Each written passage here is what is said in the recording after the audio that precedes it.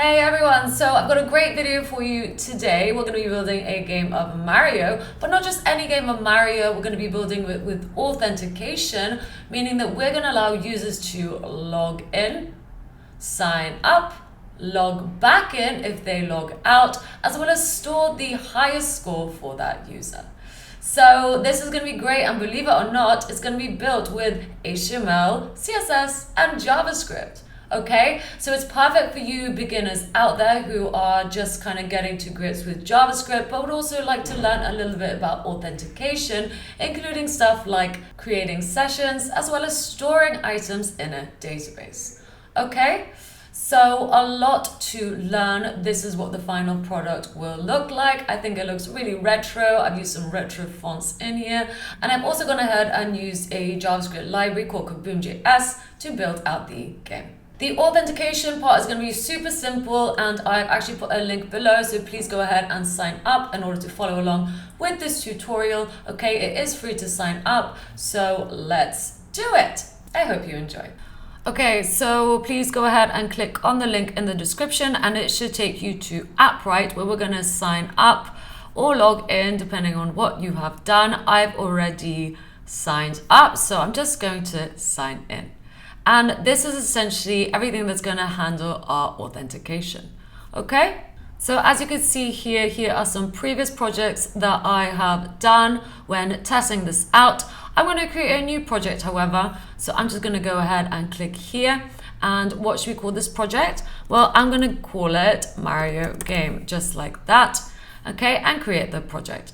So now we are in the project Mario Game. You will see here personal projects, and Mario Game is the one that we are in. And you'll see a project ID comes with it that we can copy. Remember that, because that's going to be useful later. For now, I'm just going to leave this as it is. But essentially what we're going to do is be adding users into here, and then high scores of those users into here. So just make sure that you are at this place right now, and then you know how to also copy the project ID. Great, let's continue. So now I'm going to get up my code editor of choice. I'm going to go ahead and open up Webstore. So all I'm going to do is open it up like so, and I am going to create a new project. So my project, what should we call it? I'm going to call it JavaScript Mario Game, just like that. And I'm going to just go ahead and create that empty project. So there it is. It is a JavaScript project. I'm just going to zoom in a little bit for you as well. The first thing we're going to do is just create some files. We're going to create an HTML file. I'm just going to call it index.html. So there we go. And it's giving me some boilerplate code. And then I'm just going to put in Mario Game, just like that, to give this some metadata. And then we're also going to create a new file. I'm going to create a style sheet. So let's go ahead and create that. I'm going to call it styles. I'm going to select CSS to give this a CSS extension so that our code editor knows to treat this as a CSS file, just as it now knows to treat this as an HTML file.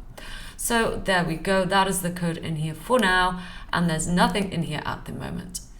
Next, I'm just going to actually create another file that's going to be a JavaScript file, and I'm going to call this Gamejs, and that's essentially where all of our code is going to go. So there we go. Great. So wonderful. At the moment, I think we should start out with doing the authentication. So let's go ahead and do that. We just want to check if we are logged in, logged out, and then give an option to log out as well. So I'm going to show you how to do that next. So under the index.html, I'm going to actually use a script tag that will allow us to use a package. So the script tag is this. I'm just going to copy and paste it. Make sure to have it at the end. So right at the end here. So anything that we put here is read before going to this script tag. So at the moment, this is the version of Appright we are using. If you're doing this in the future and something doesn't work, perhaps revert back to this version right here. Great. So that's what we're going to do. And after reading this, we are then going to read the contents of our Gamejs file, okay? This just means that after it reads this, it's going to get all of that package's wonderfulness. So essentially all the methods, all the properties that come with the package appright, and then we can use them in this file, okay? So that's how that works. Cool. So let's go ahead and do that. I'm just going to add in another script because we are going to also be using a package called Kaboom.js. So we are using the version 5 of Kaboom.js. Again, if you're viewing this in the future, just make sure to use the same version as I'm using for this tutorial in order for this tutorial to work. So make sure that's a 5. Great, and again, that will just give you some, methods and properties that are outside of what JavaScript has to offer, okay? It's like giving us extra. In fact, if I actually visit this online, that's what it looks like, okay? So we're using all these functions that are here. We're reading this going, and saying, we can now use it in our project. Of course, it looks like a mess, but just trust me, there's a lot of good stuff in here. And same for the Kaboom script tag too. Okay, that's exactly what that holds. Great, so let's do it. I'm first going to let's just go ahead and create some kind of forms so that we have, a visualization of what the modal should look like. So first off, I'm just going to create a div and just tab it out so that it's formatted correctly. I'm going to be cleaning all of this up at the end, don't worry. Let's also link our style sheet while we are at it so I don't forget. Rel style sheet, and the file name is styles, so let's put styles CSS. Great. So we have our div. I'm going to give this div the ID of modal. So modal, because we're going to want to, hide this modal or show it depending on a bunch of stuff. So I'm going to pick it up by its ID. I'm also going to give it a class name, okay, of modal too. Some people say you can style IDs too. It's up to you, like whatever you want to do and however you want to work. You could just give it one ID or one class. Yeah, that's an option for you. The next thing we're going to put in our modal is actually a div that's going to hold 2 buttons. It's going to be the sign up or register and log in button. So I'm actually going to give this the class name of button container because it's going to hold those 2 buttons and we want to style them up.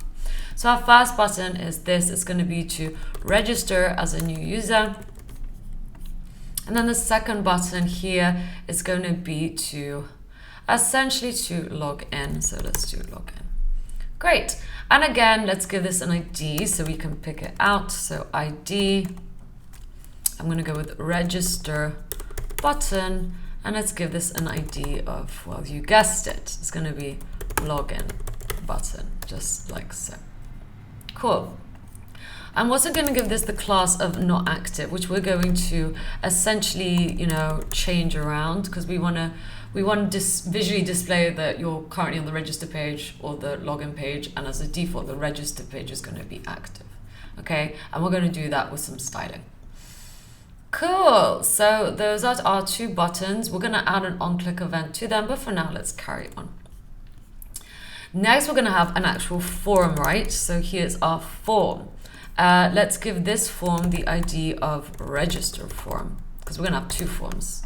There again, we're going to display based on which one is active. This form also, I'm going to have an on submit for it. At the moment though, let's just keep it blank, but we are going to have a submit event. So when we submit the form, something's going to happen.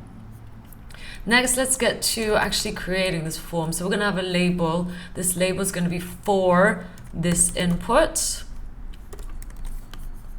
which is why we're going to use for. And then we're going to have this the same as the ID for this input. So this is going to be for, I guess, let's call this register email, which means that this needs to be the same, which is linking the label to the input. Okay, that's all I am doing. Great, this should be input, of course. This actually just needs to be one tag because it is self-closing. Let's also make sure that this input only takes the type of emails. So that is something we can do with the type attribute. I'm also going to have a placeholder for this, so there's some text showing. It's going to say enter email.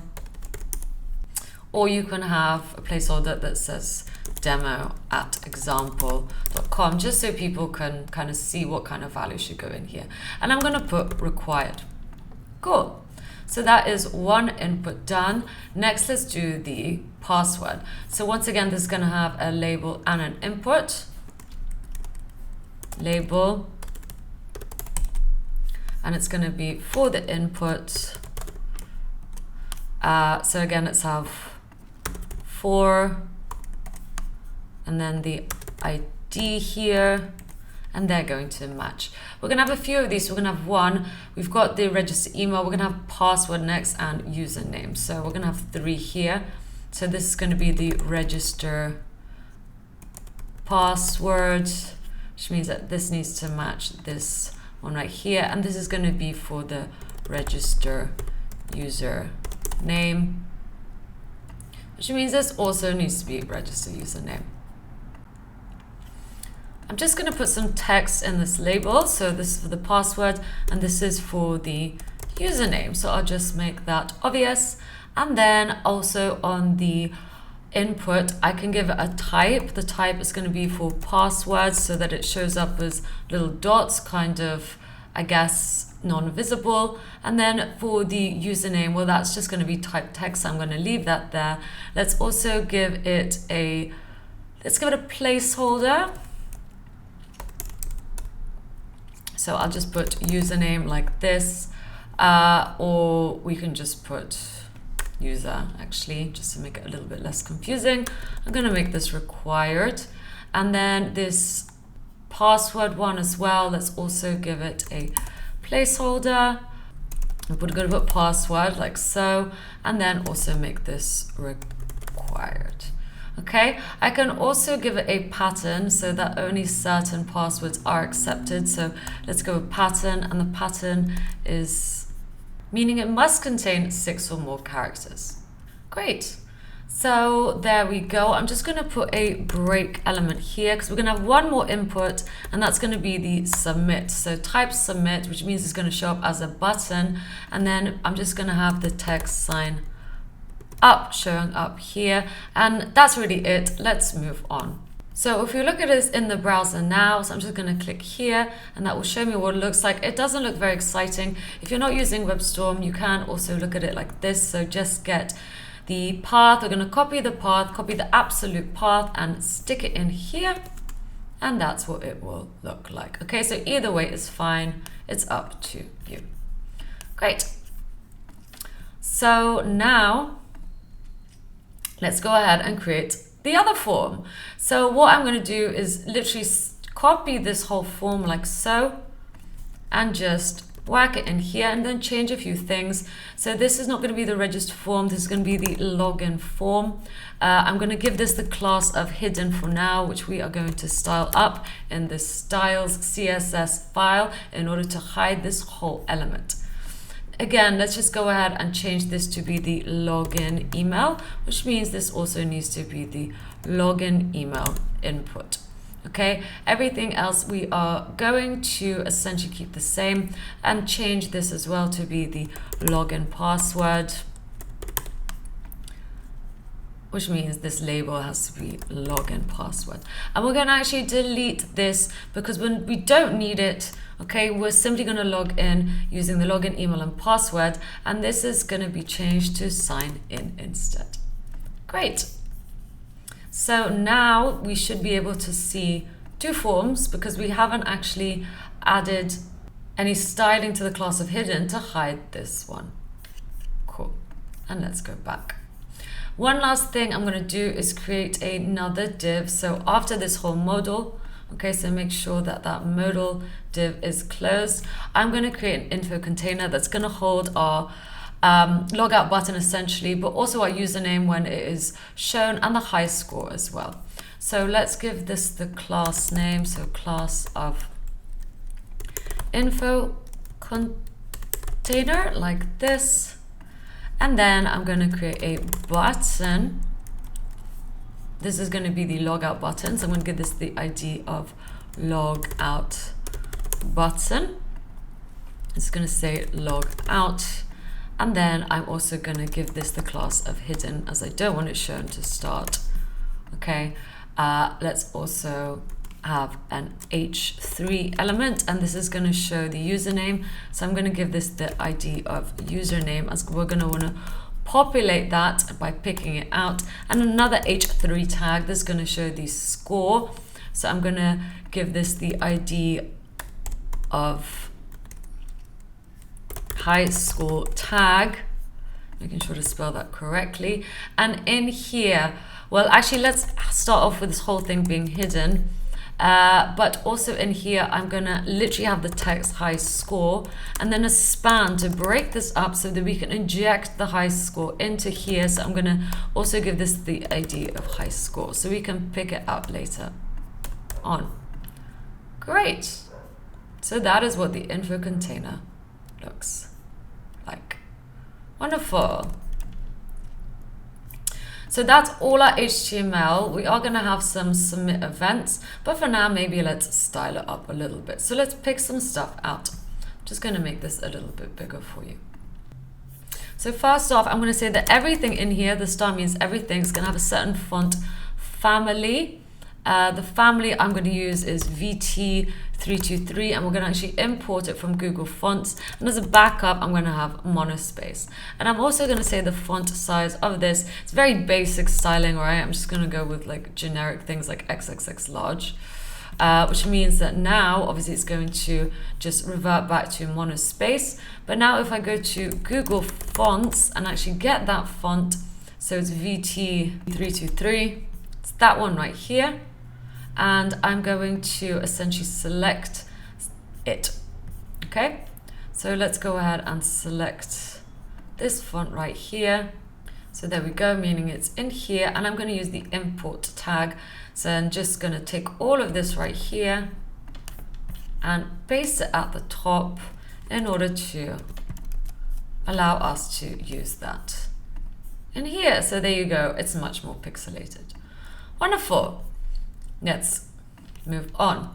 The other thing I want to do is style the body. So let's grab the body. I'm going to go margin 0. I'm also going to do overflow hidden so that any overflow gets hidden essentially from the game and whatever else. And the background color, I'm just going to use hex colors for this. I'm going to go black, and the font is going to be white. Okay, so again, you will see how that has changed.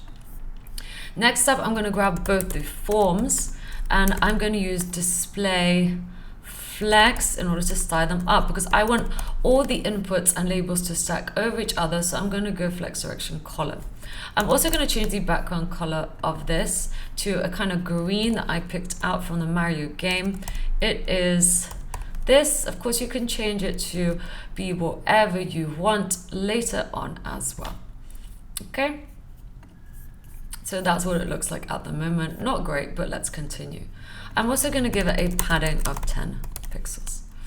Next up, I'm going to also grab the actual modal itself. So what the forms are in. So I'm going to grab it by the class of modal, and I'm going to hardcode the width to be 600 pixels, and the margin going to be auto, meaning that it will have equal spacing from left to right. And I'm going to add a margin top of 100 pixels as well. Okay, so already it's looking kind of more like a form. Let's also continue by styling the inputs a little bit. So I'm going to say that any input, in fact, any input with the type of submit, so the buttons essentially that live inside the form. Okay, you'll see that space there. That means that this element lives inside the form. Are going to have a background color. Again, I've picked this out from the Mario game. It's the kind of brown that you will be able to see soon. Cool. Now let's make sure that any button that lives inside the element with the class of button container, right? So essentially these two right here, because they live inside the element with the class of button container. What do I want to happen to these? I'm going to get rid of the border, so I'm going to do border none. I'm going to go background color transparent. Color is going to be white, as in the text of it, and the padding is going to be 5 pixels. And again, the background color, I'm just going to make sure that it's the same green, just like so. Okay, and now let's make one not active, right? Because we did add the class of not active here to this one. So this is how I'm going to do it. I'm going to say that any button that lives inside the button container that also has the class of not active, right? You'll see that there's no spaces time. This class is on the button. It's going to have a background color of a kind of gray, like a grayed out. That's the vibe that I'm going for, just like so. Cool. Now let's also work on the class of hidden that we added to a few elements. And I'm simply just going to do display none as the suggestion showed. So now everything that had the class of hidden is now hidden. So that was the other form here, as well as some stuff in the info container. Great. This is looking so good. Of course, maybe let's hide this for now, because I do also want to style the info container a bit, even though you can't see it, so that you can see that is now back. I'm going to say that the info container, well, maybe let's grab all the H3 elements first and just give them the color of white so we can see where the info container is. So there it is right there. And I'm going to position it. So essentially it's kind of stuck in here. So to do that, let's grab the actual info container itself that the H3 elements live in. I'm going to use position of absolute. And then from the top of the browser, just position it 10 pixels. And from the right of the browser, position in 10 pixels. So that's exactly where it should appear now, as you will see here. And I'm just going to do text align right, so that instead of a text aligning left, it's aligned to the right. So let's go ahead and do that. Text align right. And great. And of course, it has the class of hidden. So the whole info container has the class of hidden. Or actually, it's just the button element that has it, and this H3 element. So they are both hidden. I think maybe that's a better way to do it. It's up to you. Maybe you could just add a class of hidden there as well. But I think it would be nice to be able to handle them separately. Great. So wonderful. This is what it looks like at the moment. Let's get to hooking things up. And to do that, I'm just going to zoom back in. I'm going to get up our console log. So I'm just going to inspect the page. So we can view the console log right here. And there we go.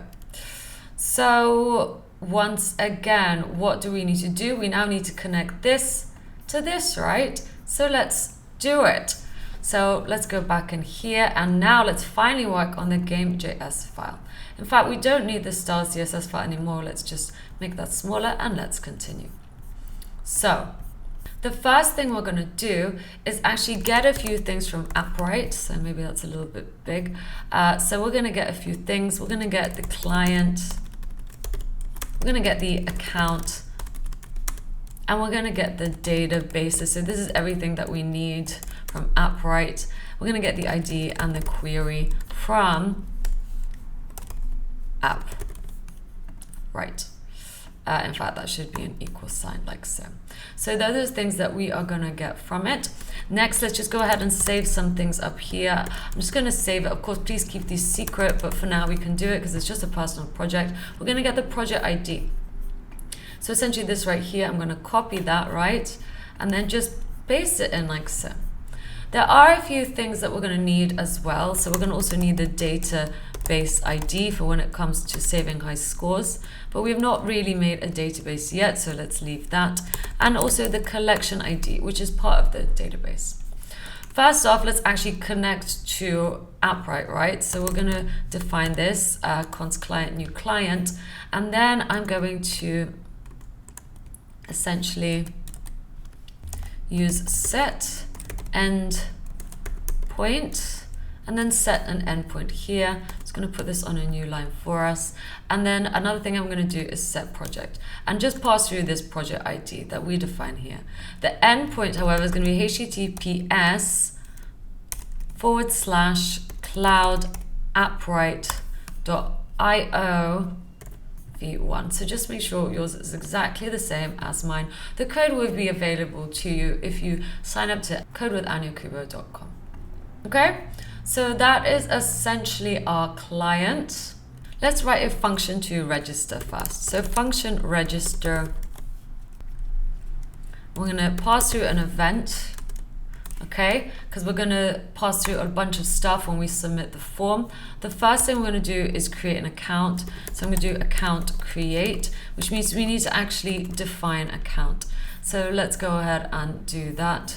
I'm just going to do so after we define the client. So const account equals new account and pass through that client we've just created. Okay, so the client essentially allows us to work with doing stuff like creating a new account just by passing it through, and passing it through into a database as well in order to work with databases. But accounts is what we need for now. So now we can use account create, because essentially this releases all of some cool other wonderfulness like the create method from Appright. And then we're going to pass through a few things. We're going to create a unique ID. So we're going to use ID that we just got from Appright up here. And then it comes with a method called unique that we're going to call in order to create a unique ID. Next, we're going to actually use event target the element. So we're targeting the event. So we're actually working with the on submit for the register here for this form, and we're looking in here and we're looking for elements with the register email ID, and we're gonna get its value. Okay, so this one right here,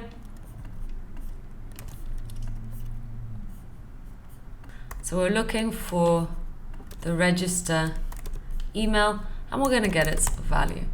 Okay, so that's just for the email. Let's do the same for the password. So in fact, it would be this. Thanks very much, tab 9. You have made our lives a lot easier, even though I don't know why it's not wanting to. There we go. And we're also going to do the same for the username, making sure there's a comma there too. So register username. Again, we're just looking in that form, we're looking in the form, and we're looking for the input with ID register username, and we're getting its value. At the moment, it doesn't have a value. You could have a default value if you want. So instead of having a placeholder, you could have a default value just to make sure there's always one there. And if you don't kind of replace it, that will be used. So maybe let's have that instead of placeholders. It's up to you. So let's change this to be the value, and let's change this to be the value. So now these all definitely have values. Great. So this will create an account based on whatever values we have in these, right? Let's continue. So after that, this is actually an async function, so we need to wait for this to resolve, which is why I'm going to chain it with the then word, and we're going to essentially get the response of this, so whatever it comes back with. And once we have that response, well, maybe for now, let's just console log out the response, okay, so that we can see what's going on. Great. So, wonderful. I think once we do that, the next thing we're going to have to do is create a database. So essentially we're getting the user, we're registering the user, and immediately we kind of register it to the database as well with a kind of object that has their unique ID, right, and their high score, which is obviously going to be 0 to start. So we're going to do that, create a document in a database. So we'll leave that to be done. After we also create the account, we should create an email session. So I'm going to do account create email session, and this time just pass through whatever the email is and the password are, because that's all we need to create an email session. In fact, we're going to do that in here. So just move that down like so. Yeah, so after the account is created, we then create the email session once that has resolved. And let's just see what that looks like for now. So I'm just going to catch error, console, error, any errors, just so we can see. Great. And one other thing I need to do is just prevent the form from reloading the page, and we can do that with event prevent default. Wonderful. So now when do we call this function? Well, on the submit of this, right? So on submit, we're going to call the function register and pass through the event, just like so. Okay, great. So let's check it out. So now I'm going to go back here. Let's change this to be Anya. I'm going to change the username to be Anya. Let's click sign up. And great, we get the response coming back to us. If this hasn't worked for you, there is a fix coming up in 1 minute. So don't worry. Okay, so this is the whole response. We've got the name, we've got other stuff in here, we've got the registration, I guess that's the time and created at, and the ID, so that unique ID that was created right here, the response that is in the response too. So we're going to use that response in a little bit to do a bunch more stuff, including creating a document in our database, right? Because we're going to actually use that ID. But this is looking good. We have essentially successfully registered a user, okay? And it's got a user ID. We've saved the email, we've saved the name. This is looking wonderful. And of course, you can save as many as you want. You can go Dina, sign up, okay? And then look back here and Dina will be shown. Cool, each with a unique ID. One thing that is important, okay, is that you have to be on localhost in order for this to be working. If you just go ahead and copy the path, copy the absolute path to this project and paste it and try register. So let's go with Lena. You'll get all these cause errors. Okay, so if you're not using Webstore and you are viewing it like this, I'm going to show you what to do next. And in fact, let's all do it so everyone has a working game to play around with. So what you're going to do is just go in here and we're going to spin up. So maybe let's just get rid of these for now. Let's get up our terminals. And we're going to spin up a really simple backend, okay? So all I'm going to do is do npm init, making sure to have the npm package installed. Okay, so go ahead and do that and just hit enter to get some default settings to spin up a package JSON file that has been done here. So it should look like this. If you don't have npm installed, please head over to Node.js and simply just download the version that is showing up for you. I'm on a Mac, so I'm going to have to download this one. And once that's done, you should be able to essentially use the npm keyword. Okay, great. So yes, once that is done, what you're now going to do is essentially just start this up on a server so that you can view the actual game. So just go ahead and follow me in writing this code. Apologies if you don't know this and you're just kind of learning JavaScript. Just feel free to copy along with me. So we're going to essentially write a mini backend for this. So I'm going to create a new directory. I'm actually going to put this all in a public directory. So the Gamejs file, let's move that in there, the index.html file, and also the style sheet, keeping the package JSON file in here. And I'm going to create a new file. It's going to be index.js file, and this is essentially going to be our backend. So I'm going to change this main to be index.js. And the index.js, we're going to have to install a package called Express. So I'm going to install Express so that we can write routes, right? So go ahead and install that package. If you want to read up more about the package, you can find it here. There it is. And essentially what we're going to do is use a bunch of this stuff. So let's just copy that and whack it in here. Now, of course, if you are using Webstore, then you don't have to do this. This is just for people who aren't using Webstore and can't view it on localhost, right? So just bear with me. So we've got the package Express. We've installed it so that you can see it in here. And then we've got that package. We've released all of its wonderfulness and saved it under app so we can use all the properties and methods that come with it.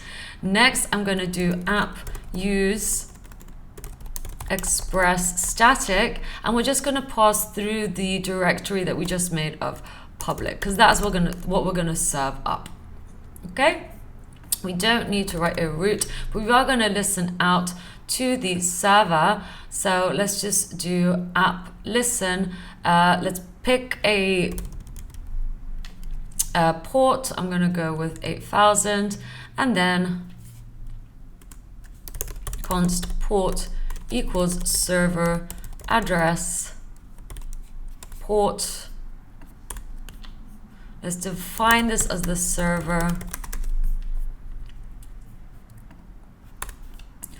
Port should be here.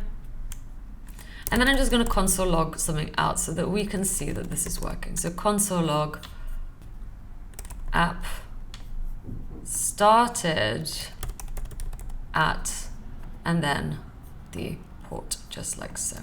So now let's run this file. In order to run this file, we're just going to write a script for this. So this script for this, just make this a little bit bigger, start, and we're going to do node, and then we're just going to run the index.js file. Okay, just like so. In fact, maybe we don't need that. Maybe we just run it like this. Cool. So now I can do npm run start, npm run start, and it should show up on localhost 8000. So let's get rid of that. Here's localhost 8000, and now we are on localhost, so we won't get any cause errors. Okay, so once again, this will cause these cause errors. This will not. And if you're on Webstore, then you didn't need to do any of that stuff we just did recently. If this is, of course, for a personal project, right? Because this is what we're doing, we're making a personal project in order to get to grips more with authentication and JavaScript. Great. So let's continue on this from now on. Now that we've done that, let's work on creating that database. So let's go ahead and do it. We need to create, so let's go ahead and go here. Just like we created an account, we're going to create a database that we can interact with. So we're going to do a new database and pass through the client. Okay, this is all possible thanks to everything we are importing from Appright. So now that we got, there should be databases, just the same as the import. Now that we've got our database, let's grab it. So I'm just going to do that. And I'm going to use create document. Okay, so a method that comes from Appright called create document that is specific to the database object. And the document, we're going to create one, but first we're going to have to tell it what database we are interacting with and what collection in that database. So those are two things we're going to have to do. We're going to have to infill that. So let's go back in here. Let's go to databases. First off, let's create a database. So I'm going to go in here and I'm just going to go with game. So let's click create and now get the database ID. So just click that and then put it in here. Okay, so that is my database ID. My database is called game, and then I'm going to create a collection, and this is going to be high scores.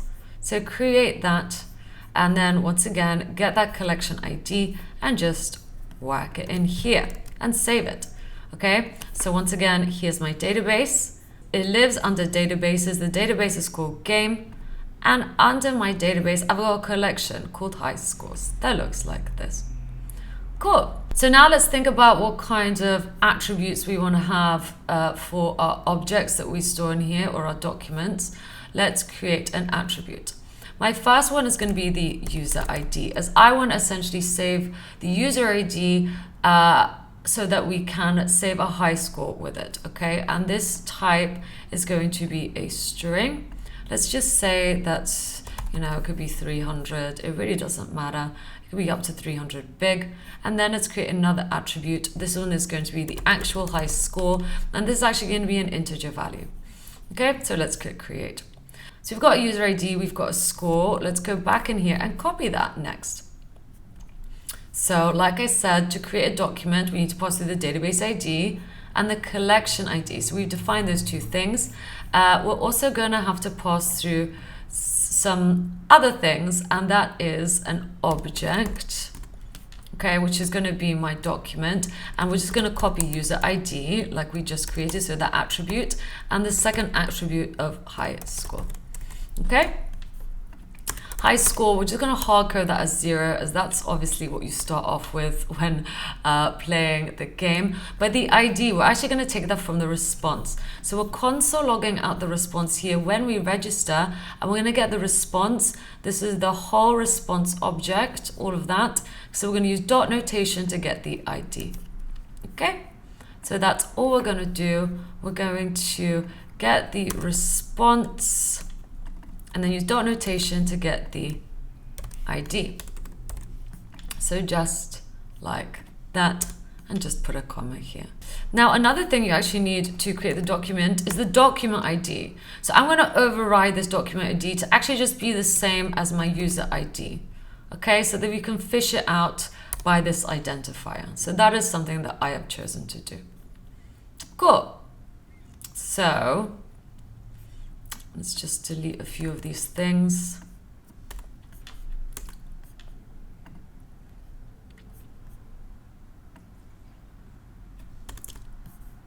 Okay, so that is what we're passing through into create document.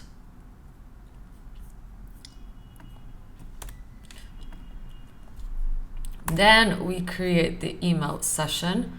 So that is looking good. So let's give this a go. Let's see if this works. So what I'm going to do is I'm just going to register once more. Let's go with Rob, username Rob, sign up. So there's our response. And we get an error message. The current user is not authorized to perform this request. So we need to now go back in here, and under the high scores collection, we can go to settings and just update the permissions. So I'm just going to update the permissions. I'm going to say that anyone can really do anything, create, read, update, and delete. But of course, if you want to set these permissions to something else, then please be my guest. So just go ahead and click update. Another thing we need to do while we are here is actually define our index. So let's go ahead and create an index. I'm going to make sure that our index is just the user ID. So that is essentially how you search for it in here. So I'm just going to select that attribute to be the index 2. Okay, so that is now the index for this collection. So let's check it out. Let's go ahead and do someone else. Lee, sign up.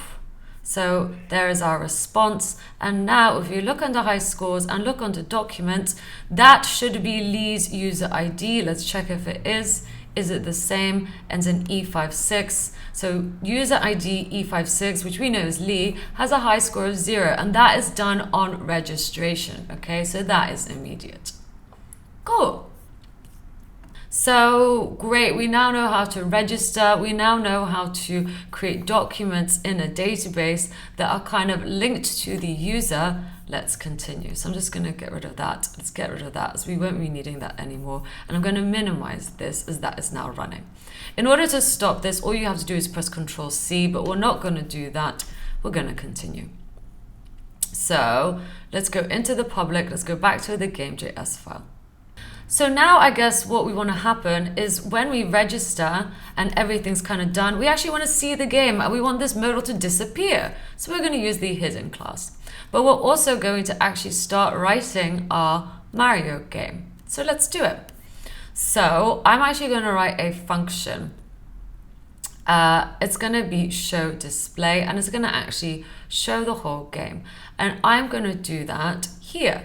So once this is done, once we've created the email session, then I want to call a function called show display. And this is essentially going to be the game. So let's go ahead and do it. Function show display. We seem to have got a function log in there somehow, thanks tab 9. And this is not necessary. So let's continue. So to show the display, we're going to we're going to go into the document. We're going to get element by ID. That's right. And the ID is modal, right? Because we're going to look for the modal and we want to essentially hide it. So const modal element, just like so. And I'm going to get the modal element, and then I'm going to do class list add hidden. Okay, so that it is hidden. Okay, there's a bunch of stuff that will happen on show display, and one of them is the start game function. So maybe let's go ahead and write that next. So maybe let's go ahead and do that. I'm just going to call the function show display so that it hides that modal, just like so. Of course, you need to refresh the page. And let's write another function called start game. So function start game. And I'm just going to call it so that we can see what is going on. This is essentially going to be our Kaboom game, right? So we actually already essentially got all the methods and properties that are associated with Kaboom, the game library, the JavaScript game library. So to work with Kaboom, we're first going to have to initialize Kaboom. So I'm going to pass through the settings that I want for the game. I'm going to do global true, full screen true, scale. I'm going to scale the whole game up by 2, and then I'm just going to add a background, even though we probably don't need it because it's already black. So I'm just going to leave that as it is. Great. Next, I'm going to do some definitions. So I'm actually going to define some speeds that the characters are going to go at. So speed identifiers. I'm going to have the move speed, and the move speed I'm going to put as 120. We're also going to have a jump force for Mario, and I'm going to set that as 360. Let's also have big jump force for when Mario is big, and I'm going to set that to be 550. I'm also going to change this, so we're going to have the current jump force, as we're going to have to change that up based on if Mario is small or large. And we're actually just going to start off with that being jump force, but we're probably going to change it to big jump force at some point, which is why it's a let. Next, I'm also going to define the fall death, so the speed at which we die, and the enemy speed as well. So these are all constants, obviously, because they will not change. Great. Now we're going to have some game logic. So we're going to start off with Mario being allowed to jump. So is jumping is going to be true. And that's actually the only game logic that we're going to start with. The next thing we're going to do is actually load in some sprites that I have pre-made for you. We're going to do so with the load sprite method that comes from Kaboom. I'm actually going to load the root of this, so I don't have to keep writing this out. The root of this is imager.com. I've just stored the images in a public place, so you can all have them too. So if we go to imager.com, and then I'm going to provide you with these URLs. So if you actually go to this URL that I provided in the video description, you will see all the little pieces right here. And to access them, well, I'm just going to give you the shortened URLs for this. So let's go ahead and do it. I'm just going to load them all up using load sprite.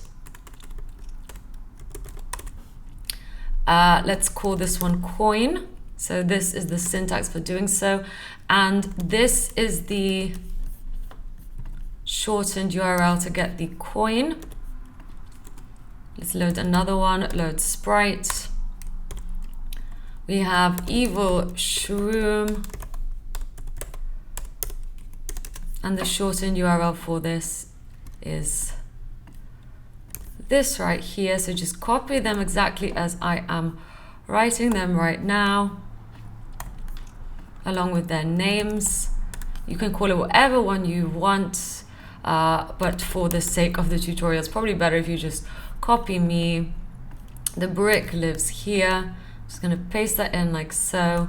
Let's do load sprite again. Then we have a block. So I'm just loading in all the little ones that you saw before.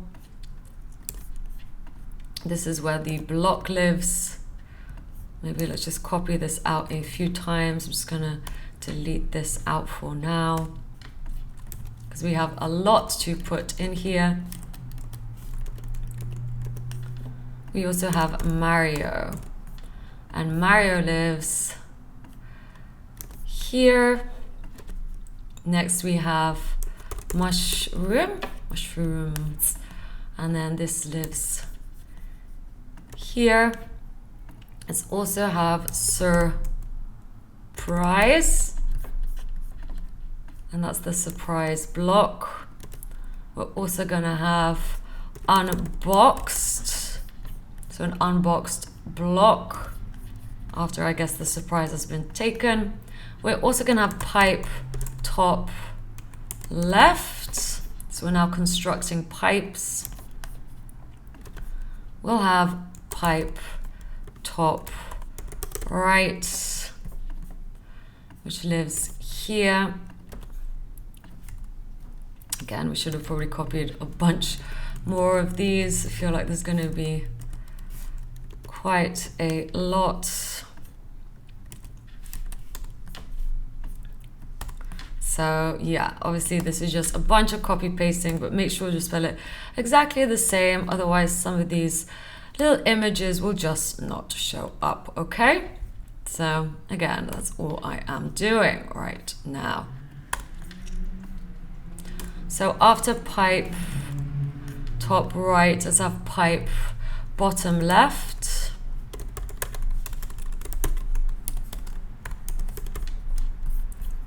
And this is where that image lives. Pipe bottom right. Paste that in. We'll have blue block. We'll have blue brick. So this is the blue block. Let's also have the blue brick. We will have blue steel. Then we'll have two more. So blue evil mushroom and blue surprise for the next level, okay, because that's all going to be in blue. And blue steel is that image, blue evil shroom is this image, and blue surprise is this. So there we go, we've loaded in all those images for our use. Great, this should be load rich. Some other things we need to do is make sure that says PNG, same as here. Let's continue. Now we're going to actually create our game scene. So we're going to do so using the scene method. Again, this comes from the Kaboom library. And we define this scene as game. And then we're just going to pass through some things. We're going to pass through the level, which we are yet to define, and the score.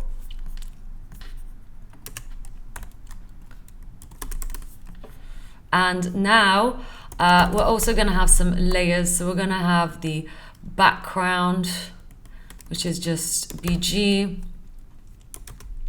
We'll have the objects that we are interacting with, and then we're also going to have the actual UI of the game. So those are the layers, and object is going to be the one that so this has to be passed through some parentheses, are interacting with. So objects here.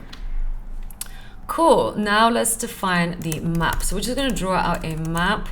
We're actually just going to, this is an array, right? So we're going to pass through some stuff into the array. This is how you work in Kaboom. So we're just going to draw it out like so. Let's maybe start off with the bottom one first. So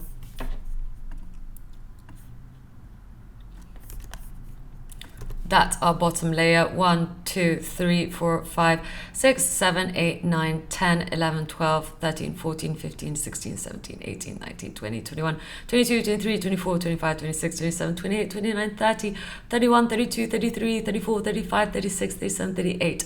So that is how wide it's going to be. And now I can just kind of move this out to be just as wide. Okay, so there we go. So 1, 2, 3, 4, 5, 6, 7, 8, 9. Let's have 9 of these. 1, 2, 3, 4, 5, 6, 7, 8, 9. So that's how big our map is going to be. Okay. So that is our one map. If we want more than one map, which we can totally have, let's just cut all this out. I'm going to make an array, just paste that map in there like so, and then we can have another map too. But first, let's define these things, right? So let's define our configuration. So after this, I'm going to do const level config, and let's define it. So the width of each of the little elements or little images, I'm going to say is 20. That's one thing we have to pass through into the config. It's an object, so we just do that. The height is also going to be 20. And now we're going to say that anything that is this is essentially going to be the sprite, which is a block.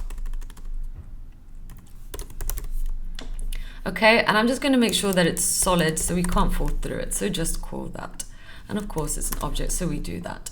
So that's the level config. And now to actually start this up, I'm going to write game level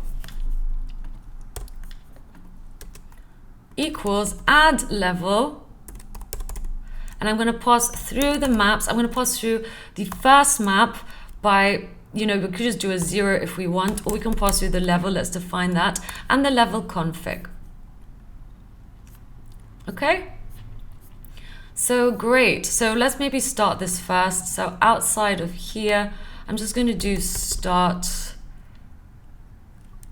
Let's start the game. So whatever we called the scene game. And I'm just going to pass through the level, which is going to be 0 to start with, and the score, which is going to be 0. So that's what we're passing through into here, essentially. So now if we refresh this, now it's saying map is not defined. Oh, that's because we changed it to maps when we passed in 2. And great. So we've done it. We've added some blocks. We're essentially just making our map. And that's what it looks like. Okay, wonderful. Let's also maybe pass through the background after all. So I'm just going to go back in here. And here I'm going to do clear color. And we're going to pass through the color as black. And we do it like this. So 0, 0, 0, 1. And now the background will be black. Amazing. So let's add some other things to this game next. So let's define some more elements. So if this equals block, let's have another one. I'm going to define anything that looks like this. This is going to be sprite coin. I'm not going to make this solid. I am going to just add coin here so we can pick it out later. Next, I'm also going to define the modular sign, and this can be sprite surprise. This is going to be a coin surprise, again, just so we can pick it out later. And this is in fact going to be solid like that. Great. So we have the coin surprise, and we're also gonna have a mushroom surprise, which is all gonna be the same sprite. However, I'm going to pick this out as a mushroom surprise. So that's going to spawn a mushroom instead of a coin. Next, let's also use maybe, what haven't we used? We haven't used this. This is going to be unboxed. So it's going to show an unboxed box. It's going to be solid, and we don't need to work with it. We just need to show it. So I'm just going to do that. Now let's do some pipes. So I think we can have this as a pipe bottom left. So pipe bottom left. It's going to be solid, and I'm actually going to scale it as it is a bit big from my images, and I can scale it by 0.5. Cool. I'm also going to have pipe bottom right next. Again, it's going to be scaled, and the image for this is going to be that. So sorry, the keystroke for it is going to be that. Next, I'm also going to have pipe top left. So let's do pipe top left. It is also going to be solid. I'm actually going to pick it out though, so we can work with it later. And I'm just going to give it the keyword of pipe. So we've got pipe top left. Let's also have pipe top right. It's going to be solid, and also going to have the keyword of pipe. Next, I'm also going to have this little up hat. And let's also change this. So pipe top right, let's give it, make it a plus sign. The top hat is going to be an evil shroom. It's going to be solid, and I'm just going to give it the keyword of dangerous. So we can work with it later on in our JavaScript. So we've got the evil shroom. Let's also just have mushroom. We're running out of keys that we can use. Let's use the hashtag. It's going to be solid. It's not going to be dangerous. It's just going to be a mushroom because we want to eat it. It's going to be solid, but I also want to give it gravity. So that's why I'm applying this body and calling it. That will apply gravity to that element. Cool. Let's move on. The next thing I want to do is we can use this one maybe, and this is going to be a blue block. It's going to be solid. Let's scale it again, 0.5, as it is too big from my images. So we've got a blue block. Next, let's do a blue brick. And the blue brick is going to be a pound sign. Next, we're running out, so I'm going to go with Z. And Z is a blue evil shroom. So blue evil shroom. Again, solid, scale can be that. And I'm going to give this a tag of dangerous, so we can pick it out later. Again, I'm going to do the @ sign, and this is going to be for a blue surprise. It's going to be solid, it's going to have the scale applied, and I'm going to add coin surprise to this, which we have already used before. And I think finally now we're just going to have the blue steel. So blue steel, solid, scale 0.5. So I think that's all our images. This is looking good. Now let's put them on the map. So the first map, I'm going to actually have some pipes. So let's just use these for bottom pipes, and then on the top we're going to have minus plus, as that is the top left and top right pipe. I'm also going to just put in some mushrooms here, so that is the little hat, and maybe let's put a little mushroom here too. So let's just delete that and put a little mushroom guy here. Cool. Now we're going to count 1, 2, 3, 4, 4 up, and here let's have the modular sign,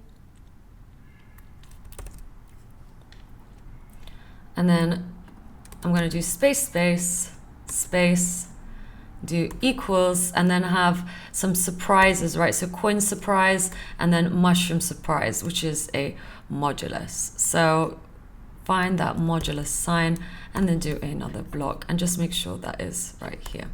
So if you save that now and look in here, sprite not found unboxed, why is that?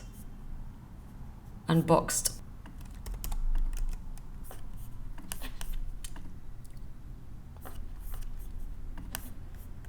And also mushroom.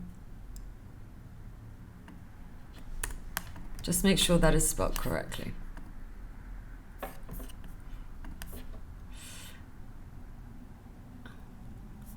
Evil shroom, blue evil mushroom, that should be. And great. So that is what it's looking like at the moment. This is looking good. Let's do our second scene. In fact, I'm just going to zoom out of this so we can see everything a little bit better. That is what it looks like at the moment. Great. Let's do the second scene. So that is one map. Let's do the second map next. So in fact, I'm just going to copy all of this, paste it in here like so, and then let's go ahead and do this. So this one is going to be a bit longer. I'm going to add the £sign here to kind of make it a dungeon vibe. So we're going to put bricks all across here instead, just like so. And again on this side as well. So we're just kind of adding those bricks like that. Okay, and instead of this here, we're not going to have that. Let's just have a bunch of these. We're going to have 6 of those, and a space there. And here, I'm just going to have a Z instead. So these are evil shrooms. And then I'm also not going to have these here. I'm going to change these out to be blue versions of that instead. So there we go. Again, here, I'm just going to actually have the pipes be here. So at the end, so we can get rid of that. Let's put the tops of the pipes too, so minus and the plus. Maybe let's have a few more of these so we can make this a little bit longer, in fact. So this is kind of fun, and obviously you'll see what this looks like at the end. And then you can go ahead and make as many scenes as you want. That is the whole beauty of this. So I'm going to put an X here, because essentially we are going to be able to kind of jump around on these. Maybe an X here too, X, X, X, X, X, X, X. So now I'm just making kind of, I guess, some stairs, if you will. X, X, X, space. Let's do 2 now, X, X, space, space, and then let's just have 1 here.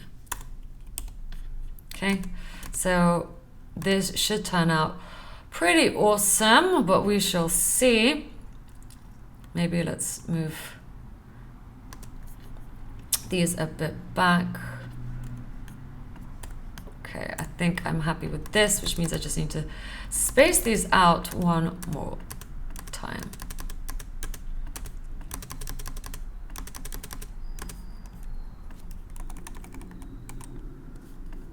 So just like so.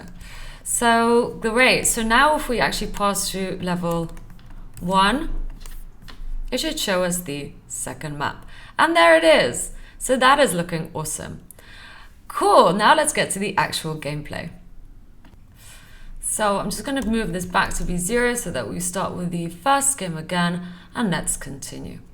So in here, let's actually add a score label first. So let's define a score label, and we're going to use add, the method of add, and I'm just going to pass through an array. It's going to have the score as some text. So we pass through the value of score into text, the method of text to add some text. We'll then position it, and I'm going to position it just by passing it through like so. So it's positioned on the game board, and we're going to add it to the layer of UI.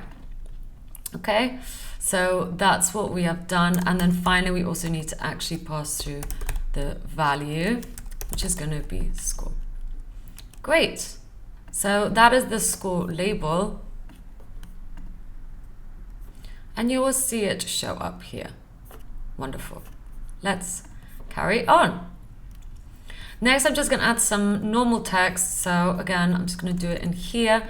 We're going to do add. I'm going to open up an array, and we're going to open up text again, and we're going to pass through the string level so we can actually see what level we are on. And then we're going to use parse int to make this a number. So we're going to pass through the actual level itself plus 1, just to make sure that's a number and that gets added to it. Okay, because the level starts off with 0, but obviously level 0 doesn't make sense, so we're just adding 1 to it. But we need it to be 0 in order to pass that through the array to get the correct map. Great. And now we're just going to position that as well. So I'm just going to position it next to the score label. So it should show up here. And it does. Wonderful.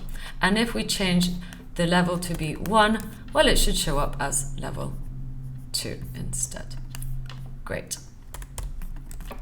So that was easy comparatively, because now we're going to write a function to make Mario big and small. So first off, maybe we should actually add Mario. So let's do it.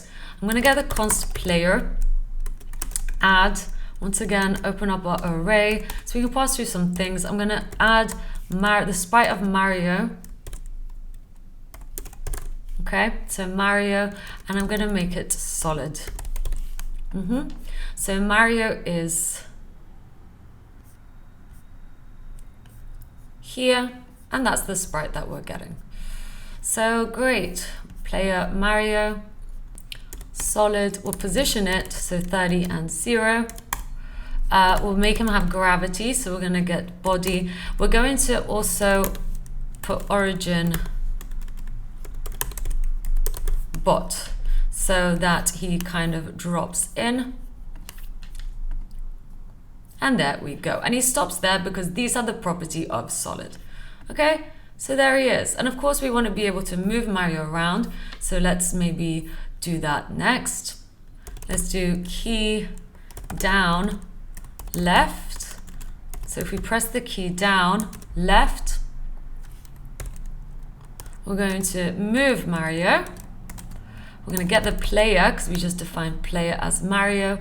We're going to move, so this is a method that comes with it. And we're going to minus the move speed. So this is the x-axis, this is the y-axis. We're essentially moving minus the move speed to go left, which means that to go right, we'll just change the move speed to be positive. So key down right, and make this positive. Okay, so now let's refresh once more. And if we move these, we can move him, but if you press up, nothing will happen. So let's continue with this. We don't really want anything to happen when we move up. We do want him to jump, however. So maybe let's make a key press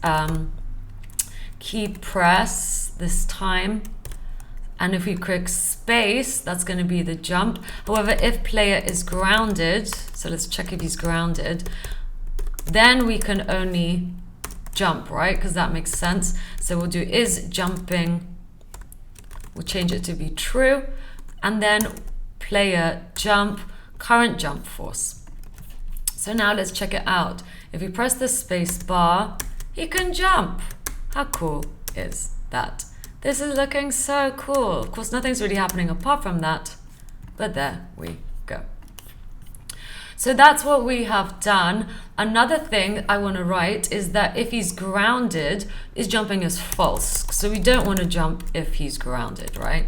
So as soon as he's grounded, so player,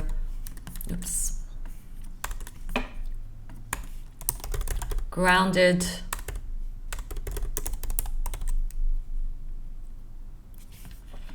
and let's do if player grounded is jumping should always be false. And only if you press the space is he allowed to jump. Otherwise, he'd be double jumping. Great. Another thing we want to account for is if essentially he falls off like we just saw. So scene, we're going to write another scene for this. Let's define the scene as lose. So we're going to pass with the score as we want to know what the final score is. And if it's a loose scene, we just want to add some text, right? So let's open this up again. Let's open up our array. Let's get the text. Let's pass through the score and then position it. So that's a shorthand of doing it.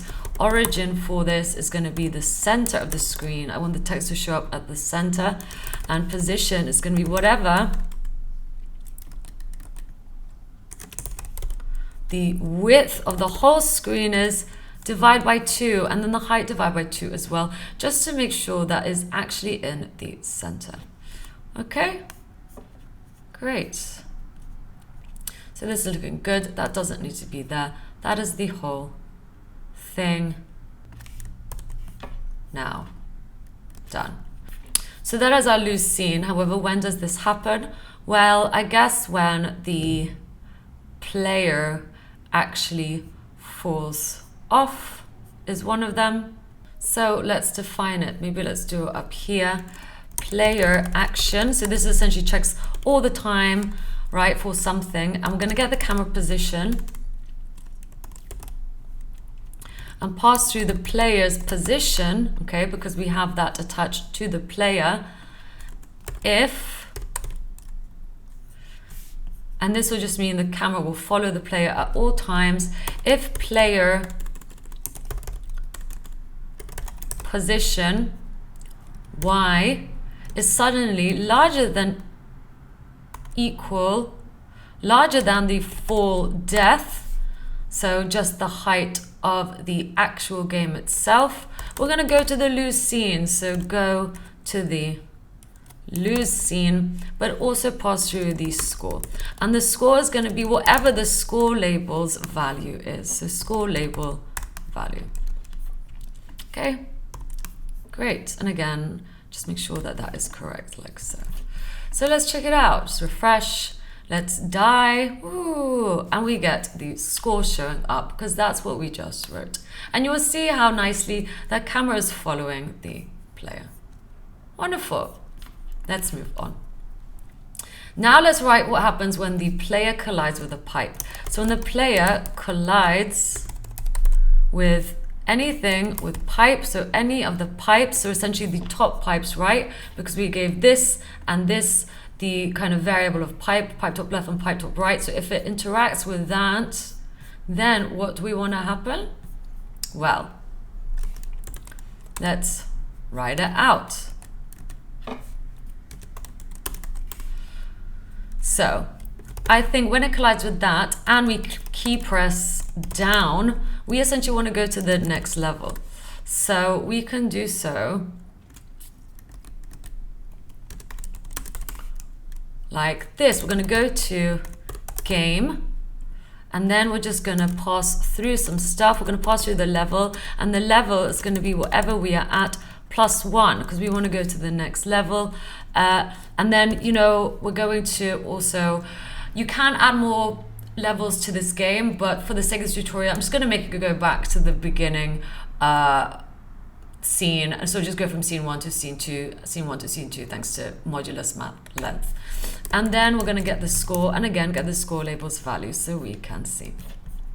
So let's try this out again. So, just going to go to the pipes, and I'm going to interact with the pipes. I'm going to press down, and it should take me to the next level. Okay, and the same should happen here. Like I said, I've just made it kind of loop over, meaning that this should take me back to level 1 again. And it does. So let's continue. So we wrote a lot so far. I guess that's also right for something for when we interact with anything dangerous, right?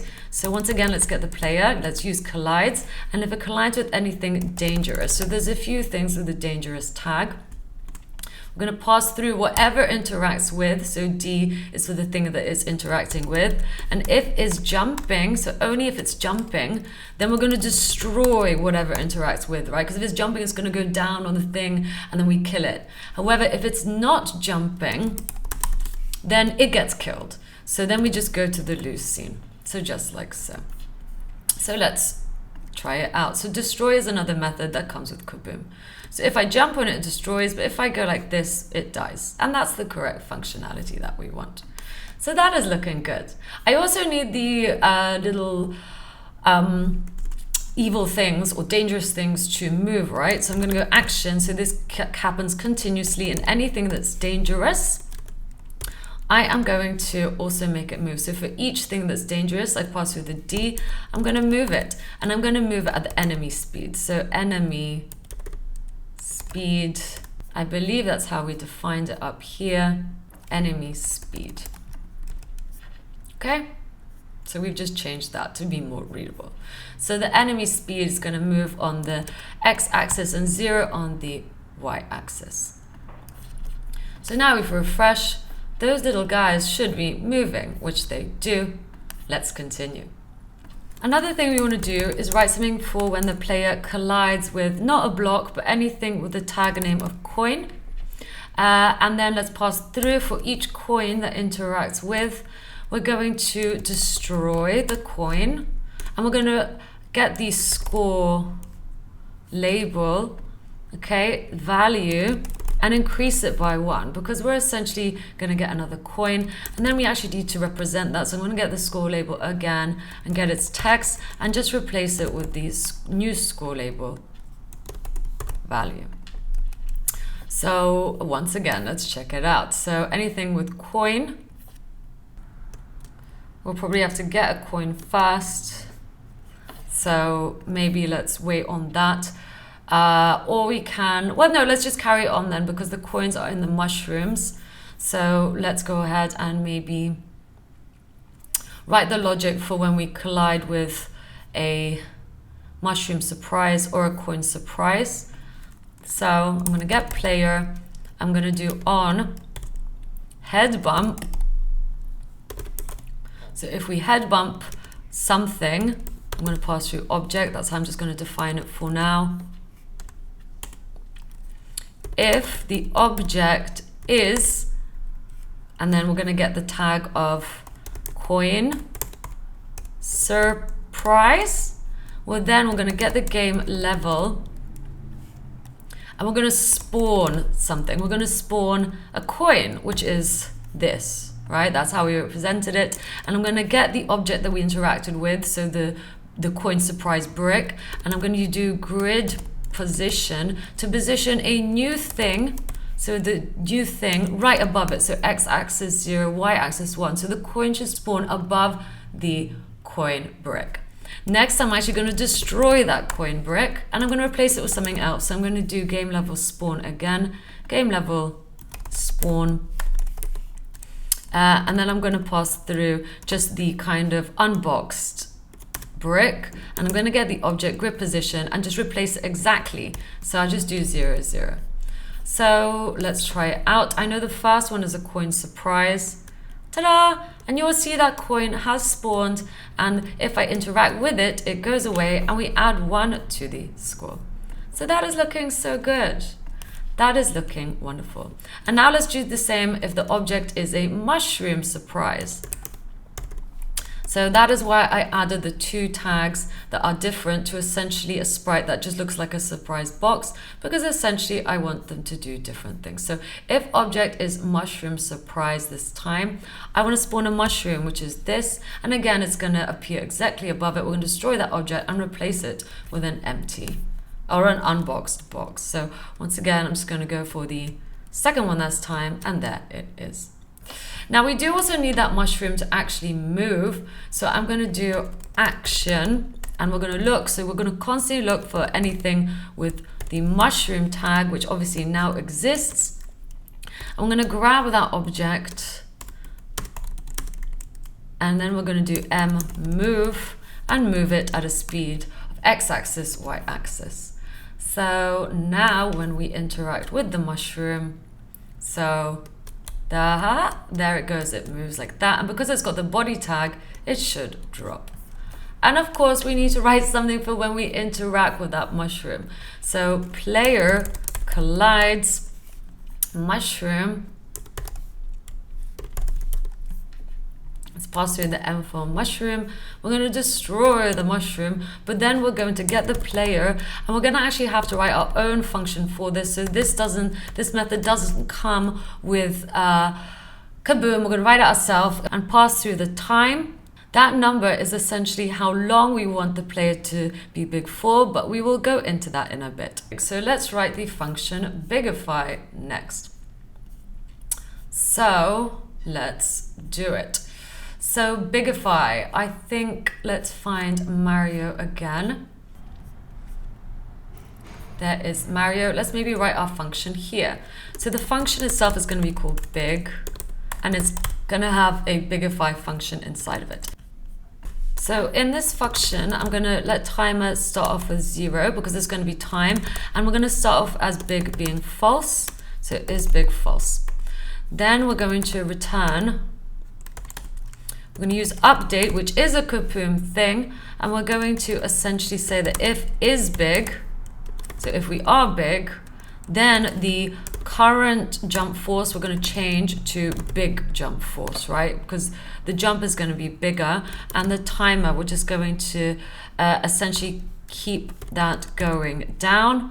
And if timer essentially is smaller than 0, well then we're going to get this and use smallify, because we want to make Mario small again. This again comes from Kaboom.js, and it's just a way to essentially handle time in Kaboom.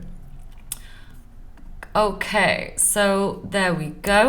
And now is big. Of course, we need to define that. We're just going to return is big. And for smallify, we're going to get this scale. We're going to scale down Mario, so equals vec2. We're going to scale him back to scale 1. We also need to change the current jump force back to being just the normal jump force. We're going to set the timer to be 0 again, and is big back to being false. Okay, so that is smallify. And then of course we also need to define bigify. We're going to pass through the time for how long he wants to be big for, and then we're going to scale Mario to be twice as big.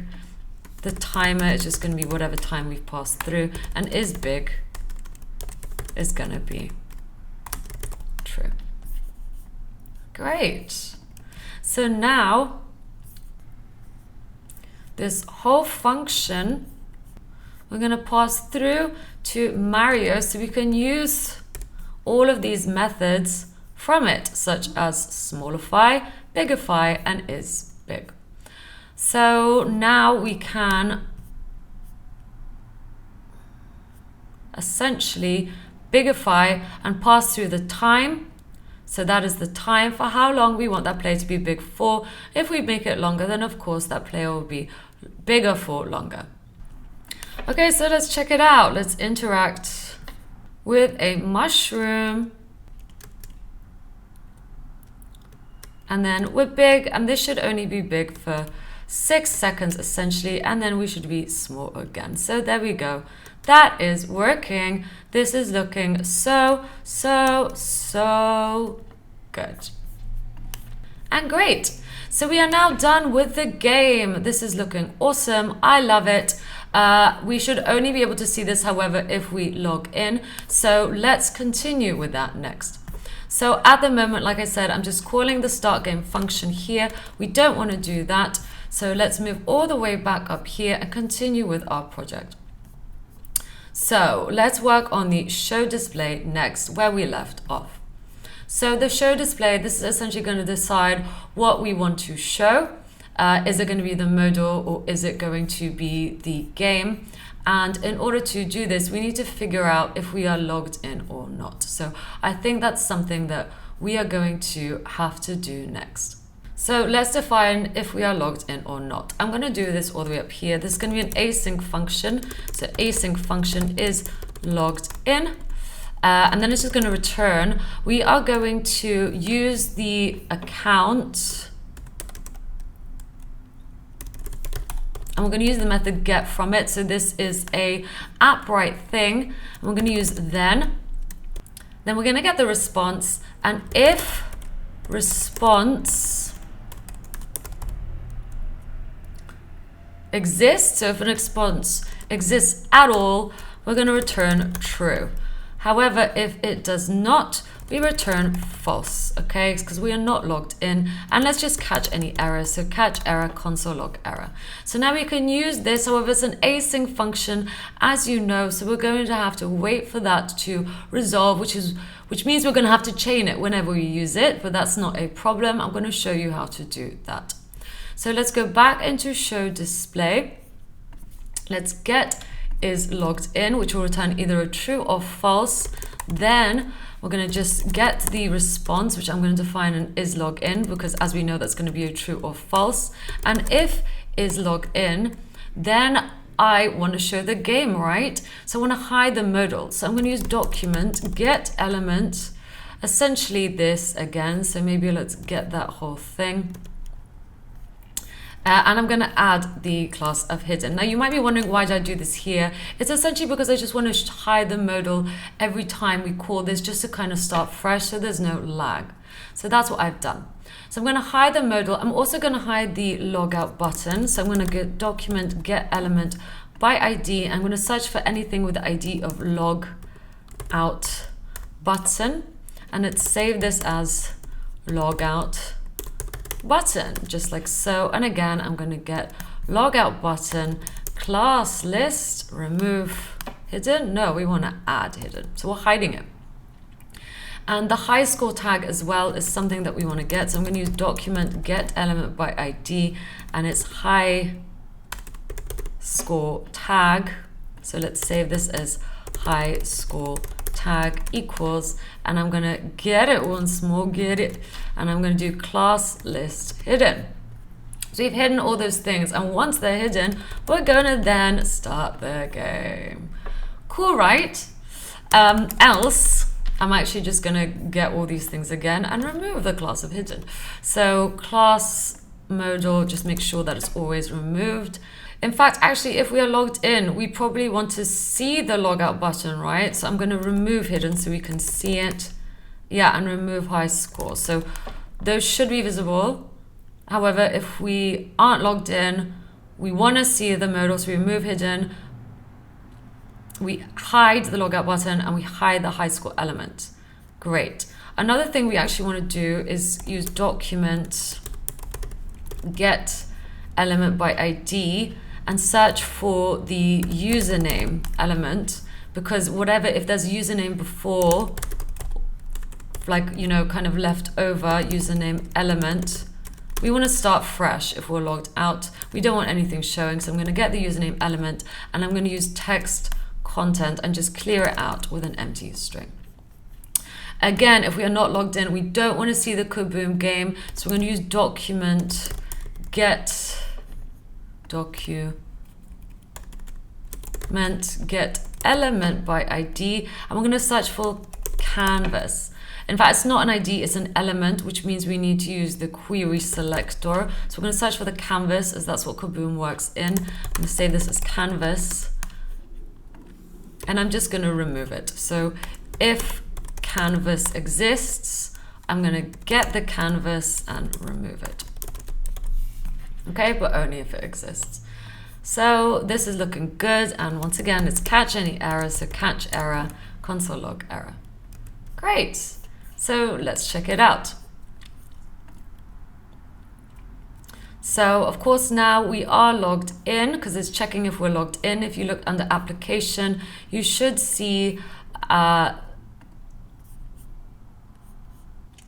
so I'm just going to go ahead and clear that, as well as in local storage, clear that, refresh. So now we are logged out. So this is what we should see because we are not currently logged in. Let's go ahead and register again. So Laurie, sign up. Okay, and there it is. And actually, if we refresh the page, we're still logged in, right? Because we're checking if we're logged in. We're constantly checking if we are logged in thanks to this function right here. So now let's write a logout function. So let's do it. I'm going to write a function. Where should we do it? We're going to do it wherever. Maybe let's do it a little bit down here. The function log out. We don't need to pass an event.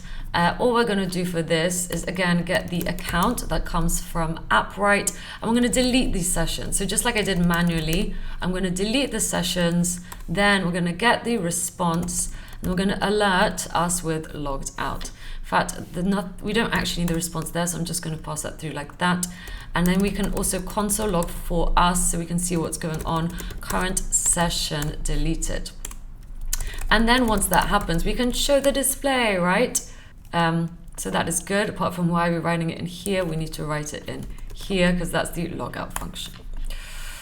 So cool. So that's what we're going to do. And another thing we're going to do is get the high score element and just clear it out as well when we log out. So document get element by ID. We're going to look for anything with the high score ID. Let's save this as const high score element. And then I'm just going to get the high score element, just like we did with username, because we're logging out. We don't want anything to be visible. I'm going to do text content empty string.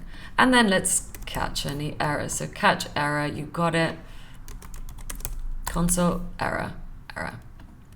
Cool. And when do we want to call log out? Well, I guess when we click on the log out button. So back in here, let's find that log out button. There it is. And let's just do on click, maybe make that a bit bigger for you. Click, log out, and call that. Wonderful. So like I said, that is the whole function log out. Let's see if it works. I'm just going to refresh this once more. Let's click log out. We're getting some errors. Why is that? Missing required parameter session ID.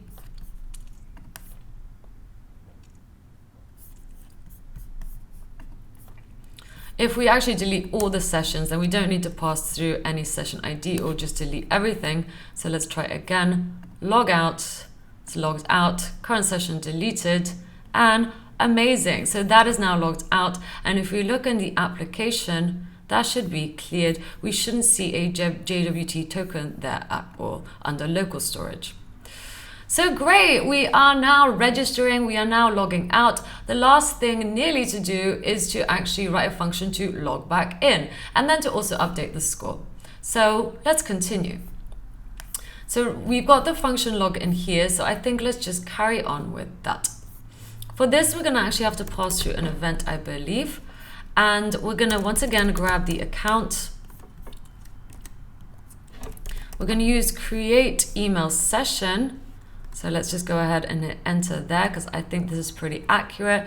We're gonna get the email. We're gonna get the password from the login email, right? From the second form right here. So those are the ones we need, not the register email and not the register password. And then we are actually going to show the display and we are going to prevent the default from happening, which means that we don't want the form to essentially reload, right? So that is what that's doing. This is looking wonderful. And let's just hook it up here as well. So we have to do it on the second form. So just like we did here, I'm going to do login and pass through the event. Okay, so great. There are some other things that I'm going to do. Maybe let's just also do an alert. I'm going to do session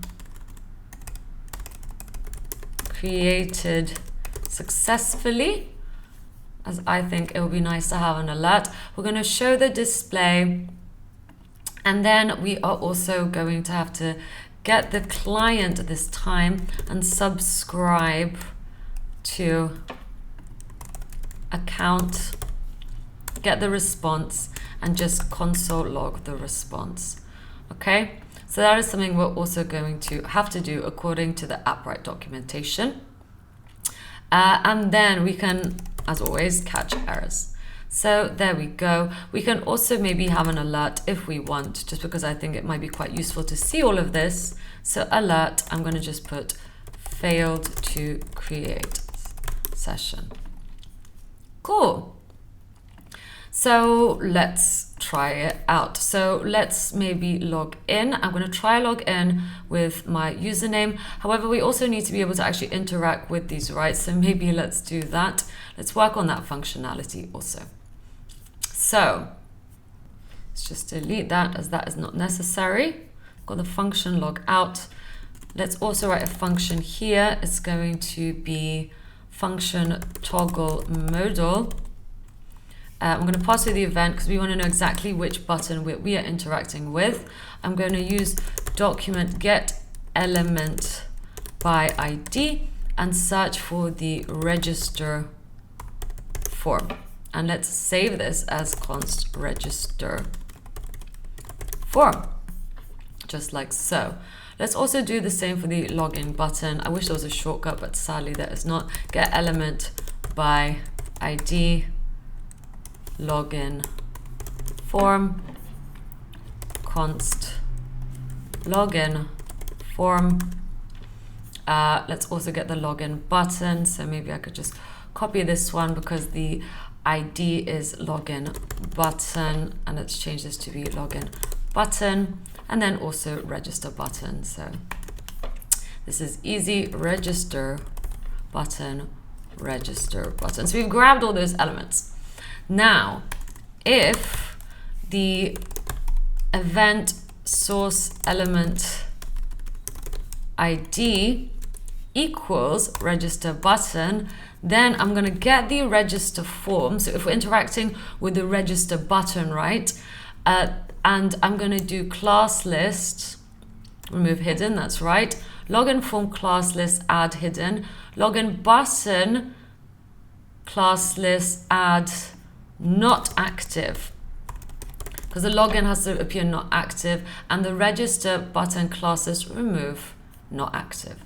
So tab 9 nearly got it right. That's quite impressive. Cool. So that's what I want to do if it's the register button. And I guess for if it's the login button, we just do the reverse, right? So if it's login button, I want to register form, add class hidden, login form, remove hidden, login button, remove not active, and register button, add active. So that is the toggle modal, and I'm just going to save this and add that on the buttons here. So on click, I'm going to toggle modal and pass through the event, and do the same for this button too. So now if I refresh, I should be able to toggle between them both, which is pretty awesome. So let's try it. I'm going to log in as Anya. That's my email. So anya@example.com, and sign in. Session created successfully, and I've signed in. So this is wonderful. This is cool. I'm logging in, and I could log back out. Yay! I think the next thing I'm going to do is write a function to display the username. So let's go ahead and do that. Where should we do this? We can do it wherever, maybe up here, however. So after we checked if we're logged in, function display username, and this should be relatively straightforward.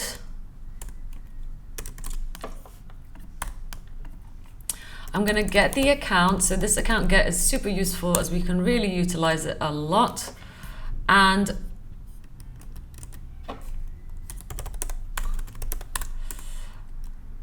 when we get the response from this, as we saw, this will come back. Well, actually, I can console log this out for you.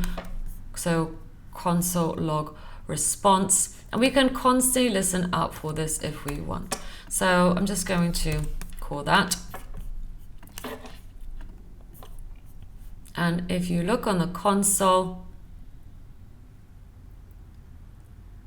at the moment we are signed out, but if I log in, so if I do Anya example, there we go. And just make sure that whenever the DOM content loads, so document add event listener DOM content loaded, then we get the display username. So there we go. That is the response. That's the whole object, and we just want to get the name right. So we're going to use dot notation in order to get it. So if we do console log response.name, then Anya should be the only thing that shows up, and it does, and we want to actually display it. So this is relatively easy. We're just going to use document get element by ID username. Let's save this as const username element, like so. And then we're going to get the username element, use text content, and then get the response name.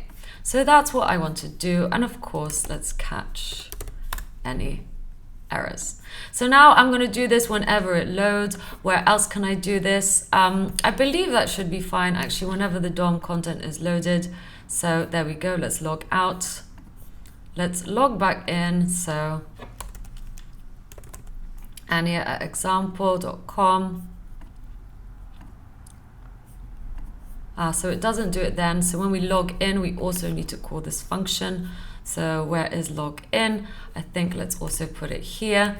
And then I also believe when we register, that will have to be done perhaps, or perhaps not. I guess we will see.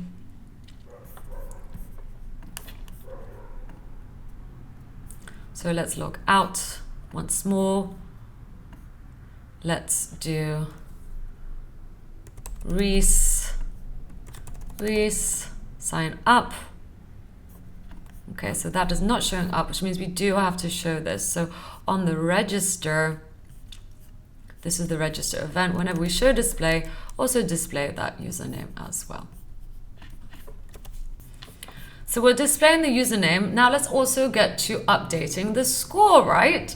So let's write a function to update the score. Function update score.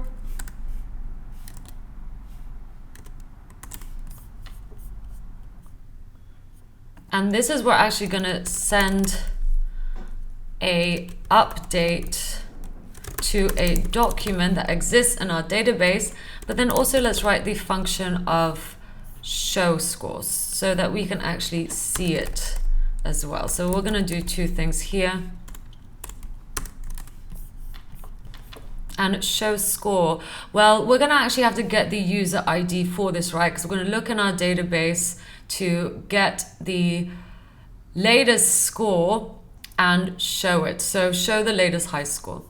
So let's go ahead and do that. Let's define the function get user ID. I'm going to just do it up here. It's going to be an async function. I'm doing up here as it's going to be kind of similar to is logged in, because we're going to use the account get user ID. Let's get the account. That's right, then get the response. And this time from the response, I'm going to get the ID instead. So I'm just going to return response ID instead and catch any errors. So again, this is going to be that big old object that we saw. I'm getting the ID from it. Previously, we got the name from it and so on. So this is an async function, which means that we're going to have to wait for it to resolve. So in show score, I'm simply going to wait for that to resolve, then get the user ID from it, and then I'm going to get databases. So databases, not get document, but actually list document. And then I'm going to get databases, and I'm going to use list documents. And then, yeah, that's right, I'm going to pass through the database ID, which we defined above right here. And I'm going to get the collection. I'm going to look in that collection for a query that is equal to user ID, and the user ID has to be the exact user ID from the get user ID method.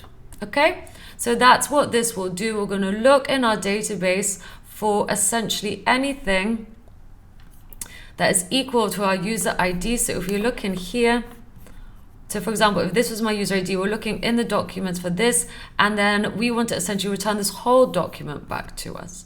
So let's test it out. I'm just going to console log the response for now, so we can see what is going on. And essentially we want this to happen every time the DOM content reloads. Also on the login, however, so where is the login? It is right here. And then also in the update score. So whenever we update the score, we then want to visually show the score as well. So at the bottom of here, I'm just going to put that in there for now. Now I've written databases here. We can use database, we can use databases. However you defined it up there is how you should use it. So I'm going to just use database so we can use the list documents method from it. So I'm just going to log out the user ID here so we can see what is the response. And let's sign in with someone else, Tom. Tom, sign up. And I'm going to essentially want to, the user ID is undefined. Why is that? So obviously something is not working from get user ID. Aha, that's because we need to return this. So let's try that again. I'm just going to refresh. So now we're getting the user ID of Tom, and you will see there is one document in here. So that document has the high score and the user ID. This is good. Let's now get this user ID. So that is being console logged out at line 51. So here, so we're getting the response high score, and that's what we need. And we just want to essentially show that. So I'm going to grab document get query get element by ID high score. And then let's save this as something. So const high score element equals high score element text content response high score. However, it's not that easy actually. Sorry, we need to, this is an object. We need to go into documents, use .documents, and it's an array.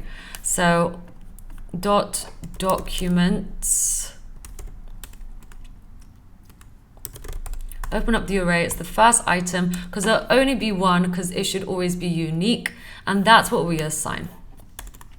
So now that should show up as the high score here for Tom, and it does.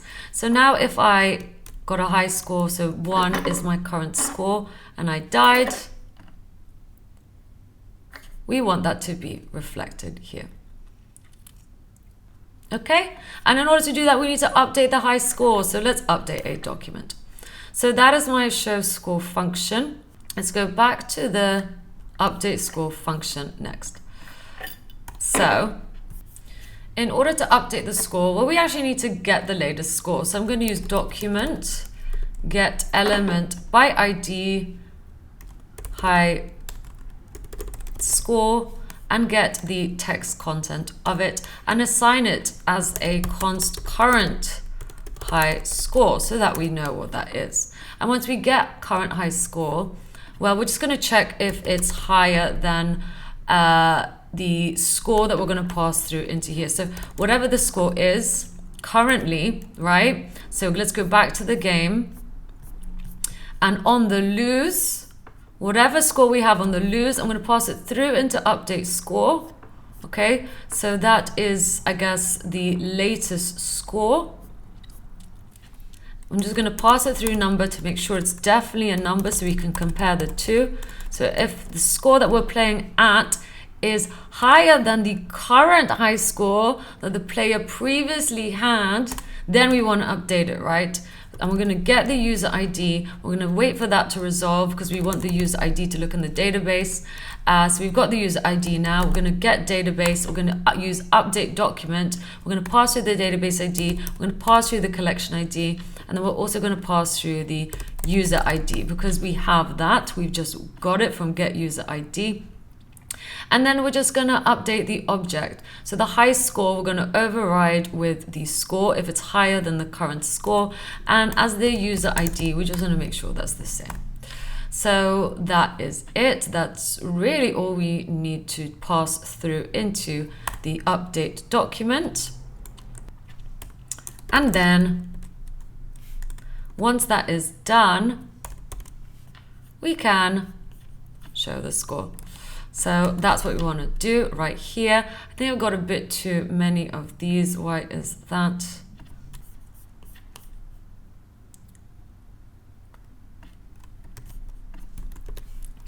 Then we console log the error. Okay. So we are updating the score. We are saving scores. Let's check if everything works. So we are currently Tom and our high score is 0, but let's change that. So let's change our high score. I'm just going to change that score to be 1, and now I'm just gonna die. Okay, so 1 is now my high score that gets updated, and even if I refresh, that is still my high score. Now if I log out and I log back in as Tom at example.com, my high score is still 1. That is good. And if again, maybe let's just try increase that score again. So let's just get at least one of these maybe. Okay, so that's 2, and I die, and that score is updated. This is brilliant. And we only really log out if I press the log out button. This is looking so, so wonderful. I'm just going to move this up here for good practice as well. So just in the DOM content loaded event listener. As well as get the show score and show it in here as well. So right at the end when we register. Okay, so we're nearly there. The last thing I'm going to do is just remove these async words as we don't need them. There's no await keyword in here, so that should be fine. And then here, I just want to delete an overriding background color. So let's get rid of that one and just keep the green, as well as add some margin, override some margin to the H3. Okay. And then if you're having some formatting issues with the game, I'm just actually going to get rid of a layer to one of the maps to make them a little bit shorter so that all the text appears in your window. You can play around with this too. And great. This is looking so, so wonderful. I think we're now done. Hopefully that was useful for you. Hopefully you now know how to register new users, log in as users, and also update scores in a database. Okay, I think we covered a lot. Let me know what you think. And yeah, if you have any questions, do let me know. Of course, please don't go ahead and publish this code with these visible, because you probably want to keep that a secret. This is just kind of a project for fun. So thanks very much for watching, and I hope to see you again soon.